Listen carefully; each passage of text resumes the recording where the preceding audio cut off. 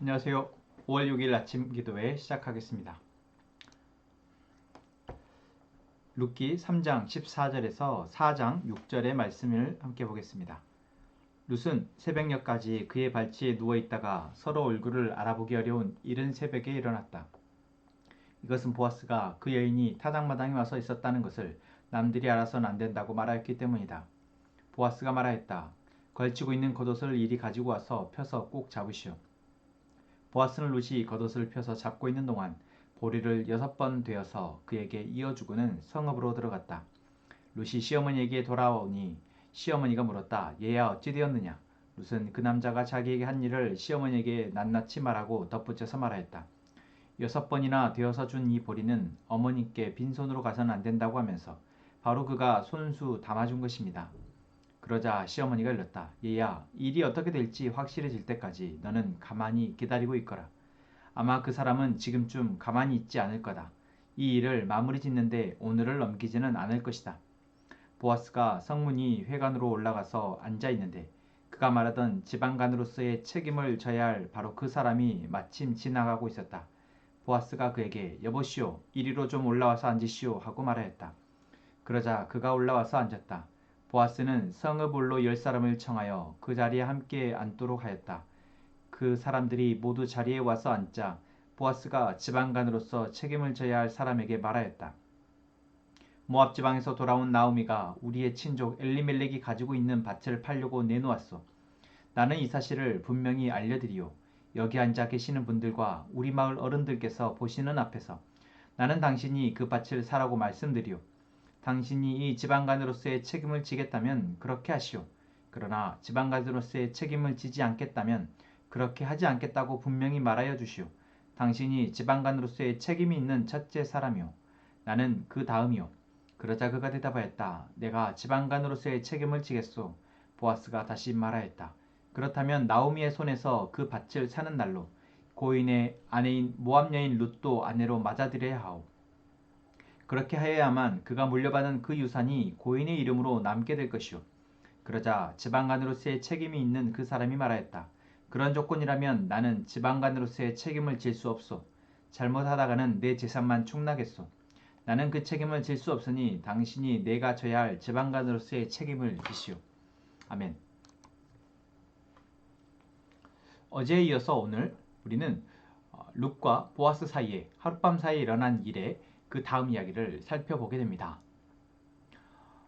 나오미의 권면을 받아서 룻이 보아스를 찾아갔고 그 상황에서 보아스는 이제 자신이 이 여인과 이 가족을 살리기 위해서 어떤 역할을 해야 될지에 대해서 알게 됩니다. 그리고 그 역할을 하기로 마음먹습니다. 그런데 보아스는 여기에서 이 여인을 룻을 돌려보내면서 그 어머니를 위해서 곡식까지 사서 돌려보냅니다. 이러한 이야기를 이제 시어머니에게 하자 나오미가 어떻게 반응합니까? 이제 너는 가만히 보고 있어라. 이제 보아스가 알아서 할 것이다 라고 얘기합니다. 자, 우리는 여기에서 참 나오미가 자신과 또한 자신의 가정 상황은 참 비참하지만 그리고 이 상황에 대한 어떤 더 나아질 것에 대한 기대를 품고 있다는 것을 알게 됩니다. 그리고 그 기대는 막연한 기대가 아니라 바로 하나님에 대한 기대임을 우리는 알 수 있습니다. 자, 그럼 왜 이것이 하나님에 대한 기대냐 아니면 이스라엘 백성들에게 하나님께서는 몇 가지 율법을 주셨는데 그 율법의 기능은 바로 하나님을 기억하고 또한 하나님이 어떤 말씀하신 그 기준에 따라서 자신들의 삶을 경영하도록 그래서 그것이 대가 이어져도 계속해서 하나님의 복을 누릴 수 있도록 하기 위함입니다. 그리고 그 중에 한 가지 율법이 바로 분배된 땅에 대해서 다른 가족들이 그것들을 팔거나 또는 빼앗지 못하도록 그래서 한 가족에게 분배된 그 땅에서는 그 대대손손 그 땅에서 나오는 곡식을 먹고 살 수 있도록 최저 생계를 유지할 수 있도록 한 법입니다. 바로 나오미는 이러한 기대를 갖고 있었던 것입니다. 하나님이 주신 이 율법에 대한 그리고 이 율법을 알고 있는 사람들을 통해서 자기와 자기의 며느리인 룻이 살아갈 수 있을 것을 믿었기에 이제 보아스를 찾아가라 했던 것이고, 또한 보아스가 이 율법에 따라서 이제 자기와 자기 며느리인 룻을 책임질 것을 기대하고 있었던 것입니다. 그 기대처럼 보아스는 이제 바로 날이 밝자마자 이 어떤 친족의 어떤 서열상, 그 친척 관계상 가장 가까운 친척, 그래서 1순위로 이 가족과 혼인 관계를 맺어야 할 사람을 찾아가서 당신은 이 권리를 맞이하겠느냐라고 묻습니다. 그랬을 때 처음 이 사람은 내가 그 권리를 받겠다. 그래서 그 땅을 내가 물려받겠다라고 이야기하고 이제 그것을 표현합니다. 그럴 때 보아스는 당신이 만약 그렇다 한다면 이제 거기에 며느리인 룻과 혼인을 해야 한다라고 말을 하죠. 그러자 그 조건을 들은 사람은 어떻게 반응합니까? 그렇다면 나는 물리지 않겠다라고 얘기합니다. 여러분, 여기에서 우리는 보아스라는 사람과 또한 이 이름 모를 이 나오미의 친족에 대해서 그 차이를 알 수 있습니다. 어떤 차이입니까? 이 친족은 어떤 하나님이 주신 율법 안에서 이제 자기 친족이 계속해서 삶을 영위하기 위한 어떤 율법과 그 어떤 책임은 알고 있었고 그 책임을 지고자 했지만 자기에게 손해가 되어진다고 생각하니까 그 책임을 받지 않기로 합니다. 그럼 여기에서 남겨진 나오미는 어떻게 됩니까? 바로 남겨진 나오미에 대해서는 생각하지 않고 자기의 손해만을 먼저 생각했다라는 것이죠. 그런데 보아스는 어떠합니까? 보아스는 사실 이미 자기로서도 충분히 유력한 자로서 살아가고 있고 부유하고 마음만 먹는다면은 이미 미망인인 과부인 룻보다 더 좋은 여인과 혼인을 맺을 수 있지만 나오미와 룻이 살아가도록 하기 위해서 또한 이들의 행복을 위해서 바로 자신이 그 책임을 맡기로 합니다.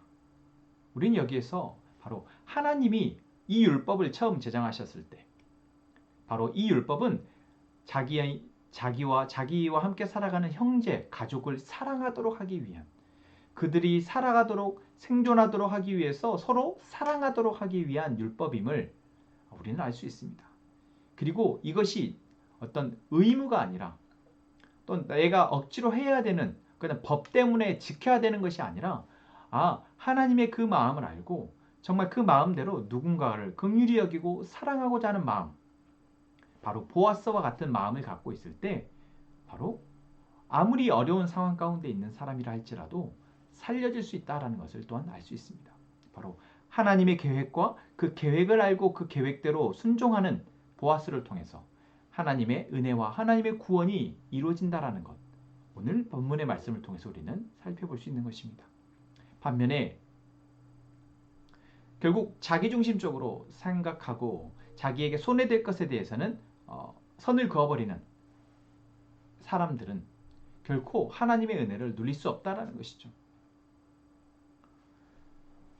오늘 우리는 어떠한 삶을 살아가고자 합니까? 나는 내 옆에 있는 형제와 이웃들에 대해서 어떻게 바라보고 있습니까? 하나님은 분명 우리에게 하나님을 사랑하고 이웃을 사랑하라 라고 말씀하셨습니다. 그리고 그 이웃 사랑의 첫 번째는 바로 자기와 함께 살아가는 내 형제, 가족을 사랑하는 것입니다. 그리고 그 사랑은 의무여서가 아니라 바로 하나님이 나에게 주신 사람, 그 사람들과 함께 살아가는 은혜, 또한 그들을 사랑할 수 있는 힘과 지혜와 능력이 있음에 감사하는 특권임을 아는 것입니다. 그렇기에 그것을 기쁘게, 물론 쉽지 않은 상황이지만 그것을 감사하며 감당할 수 있게 되는 것이죠. 오늘 우리에게 주어진 하루, 하나님을 사랑하고 또한 하나님의 사랑을 힘입은 자로서 이제 내 옆에 있는 형제와 가족들을 사랑하는데 사랑해야 하기 때문이 아니라 사랑할 수 있기에 감사하는 마음으로 사랑하는 그들을 살피는 우리 모든 함께 행복한 가족 되기를 소망합니다. 기도하겠습니다. 하나님, 오늘 우리에게 베푸시는 그 하나님의 은혜에 감사합니다. 우리가 하나님의 은혜를 살아가는 자로서, 하나님의 은혜 때문에 살아가는 자로서 아버지, 나와 함께 살아가게 하시는 나의 형제, 나의 가족들을 사랑하게 하여 주옵소서. 그것이 의무로서가 아니라 하나님께서 내게 베푸신 놀라운 특권이자 그렇게 할 수 있음에 감사하는 은혜로 되어지게 하여 주옵소서. 함께 행복한 공동체가 바로 그러한 사람들이 모여지는 가족 공동체가 되게 하여 주옵소서. 우리 안에서 서로 사랑하는 것이 은혜로 되어지는 공동체 되게 하여 주옵소서. 그래야 우리가 형식으로서가 아니라 의무로서가 아니라 영과 진리로 감사함으로 주님을 예배하게 하시고 또한 우리의 모든 삶의 순간이 예배가 되게 하셔서 우리를 통해서 주님의 사랑이 흘러나가게 하여 주옵소서. 명은 형제와 현아 자매 그리고 라엘이 준서 이 가족을 사랑하여 주옵소서.